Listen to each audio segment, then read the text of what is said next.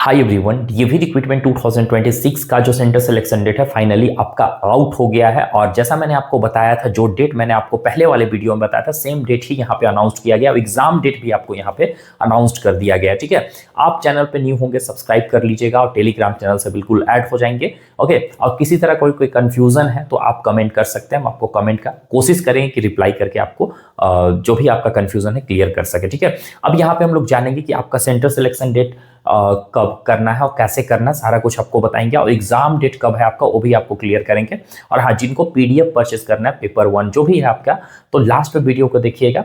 हम आपको लास्ट में बताए हैं पीडीएफ के बारे में। जो ले लिए हैं उनको देखने की जरूरत नहीं है लास्ट में।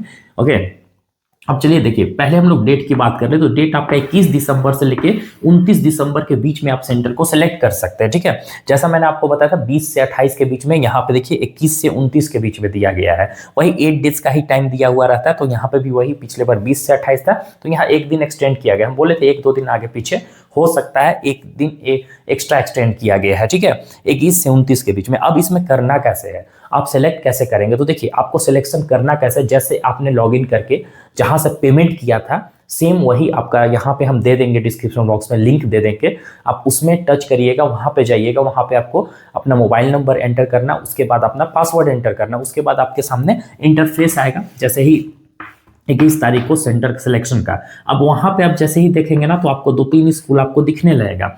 अब वहां पे जो 2-3 स्कूल दिखेगा उसमें शिफ्ट भी रहेगा कि कौन सा शिफ्ट है। वहां पे शिफ्ट चेंज करने के लिए आपको देगा ऑप्शन, क्लिक करेंगे तो शिफ्ट चेंज करने का आपको ऑप्शन देगा।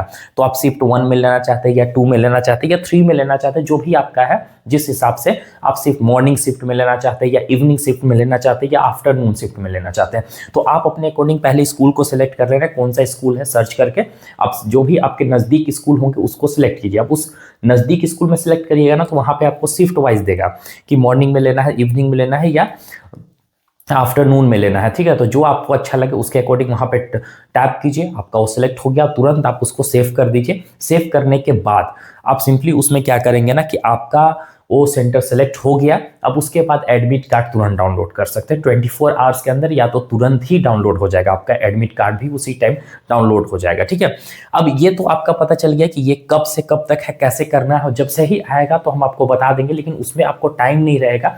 अगर आप शिफ्ट को, जैसे होता क्या है ना कि मॉर्निंग शिफ्ट में आप 50 इसको वहाँ पे कंप्यूटर है, 50 कंप्यूटर, तो मॉर्निंग शिफ्ट में 50 कैंडिडेट उस स्कूल में फिल हो गए, तो अब तो आप वहाँ से आउट हो गए। फिर दूसरा स्कूल आपको दे देगा, वहाँ पे और भी ऑप्शंस होंगे, ऐसा नहीं कि सिर्फ एक ही स्कूल रहेगा।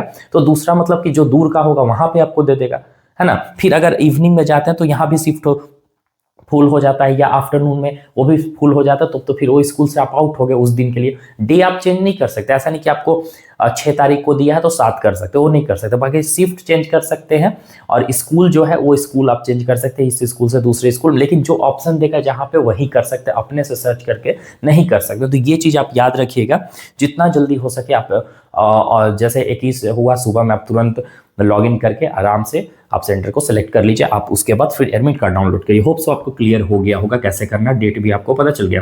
अब एग्जाम डेट जो अनाउंस किया गया है यहाँ पे 5 जन से लेकर 13 जन तक। ठीक है, तो ये जो डेट है ना, ये टेंटेटिव डेट है, बिल्कुल चेंज होगा ये डेट, लेकिन चेंज भी होगा ना तो 1-2 दिन आगे पीछे हो सकता है, याद रखिएगा। अब ये आगे हो सकता है, पीछे तो होगा नहीं, 4 से होगा नहीं, हो सके 6 से हो सकता है। ये वाला जो डेट है ना 13, ये चेंज होगा ही होगा, क्योंकि होगा क्या ना कि 6 से आपका 15 हो सकता है, 16 हो सकता है, ऐसे।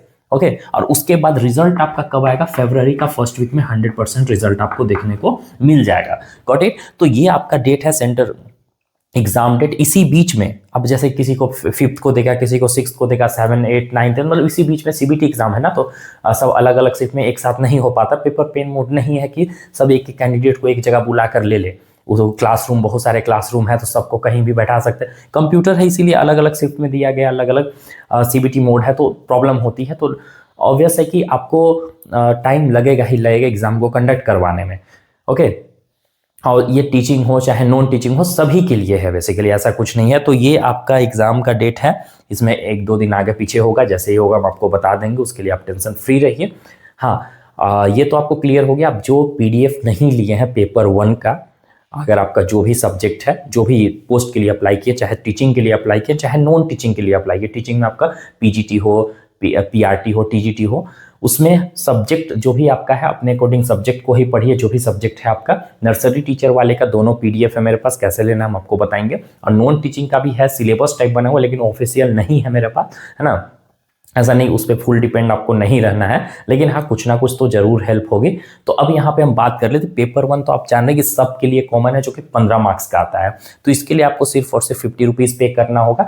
टीजीटी, पीजीटी, पीआरटी जिनका सब्जेक्ट है वो भी कर सकते हैं, नॉन टीचिंग वाले भी कर सकते हैं, बाकी सब के लिए कॉमन है। ओके, तो ये सिर्फ और सिर्फ 50 रुपीज। अब नर्सरी टीचर के लिए मेरे पास दोनों पीडीएफ है। पेपर 2 ऑफिशियल नहीं है, लेकिन हेल्प होगी आपकी। पेपर 1 इसके लिए आपको 99 देना पड़ेगा, इसमें पेपर 1 भी रहेगा और पेपर 2 भी रहेगा, दोनों आपको मिल जाएगा। ओके, नॉन टीचिंग वाले कैंडिडेट के लिए 70 हम इसलिए रखे हुए कि नॉन टीचिंग में आपका, जैसे कि हम म्यूजिक को भी नॉन टीचिंग में अभी कंसीडर कर रहे हैं, पीडीएफ ऐसे ये आता है आपका टीचिंग में ही, ठीक है। म्यूजिक हो गया, डांस हो गया, लाइब्रेरी, यूडीसी हो गया आपका, अकाउंटेंट का, हाँ वही एलडीसी यूडीसी अकाउंट वगैरह, और प्लस में आपका यहाँ पे आर्ट्स पेंट हो गया, ये सब का सिलेबस है मेरे पास। और इसमें आपको 20 रुपीज़ सिर्फ एक्स्ट्रा देना पड़ेगा, और पेपर 1 का भी आपको मिल जाएगा 70 रुपीज़ में। तो 50 रुपीज़ पेपर 1 का, 20 रुपीज़ सिलेबस का। और किनका नहीं है नॉन टीचिंग में वो सुन लीजिए। तो जैसे कि असिस्टेंट हो गया आपका, लैब असिस्टेंट हो गया, कंप्यूटर लैब, फिर प्लस में आपका फिजिक्स, केमिस्ट्री, बायोलॉजी का लैब असिस्टेंट, तो ये सब का मेरे पास नहीं है। तो सिर्फ और सिर्फ आप लोग पेपर 1 ही लीजिएगा। पे कैसे करना है, तो यहाँ पे जो क्यूआर कोड आपको दिखाई दे रहा है, इस क्यूआर कोड पे आप स्कैन करके पे करके आप सिंपली इस व्हाट्सअप नंबर पे, या यहाँ पे भी लिखा हुआ है, आप मैसेज कर दीजिए। आपको 1 से 2 घंटा या तुरंत भी दे सकते हैं। कभी कभी स्कूल में रहते हैं, जिसके वजह से हम आपको एट ए टाइम नहीं दे पाते, कुछ 2-3 घंटा भी हो जाता है। लेकिन हाँ, टेंशन फ्री रहिएगा, आपको 100% पीडीएफ मिल जाएगा पे करने के बाद। अगर आप यहाँ से पे नहीं करना चाहते तो आप व्हाट्सअप पे मैसेज कर दीजिए, पोस्ट एंड सब्जेक्ट लिख के, आपको वहाँ भी क्यूआर कोड सेंड करेंगे, वहाँ भी पे कीजिए, आपको मिल जाएगा पीडीएफ। Got it. और आपके पास टाइम बहुत कम बचा हुआ है, तो जितना जल्दी हो सके आप ले लीजिए। Got it. और पेपर 1 का आपको 2 पीडीएफ हम आपको प्रोवाइड कर देंगे।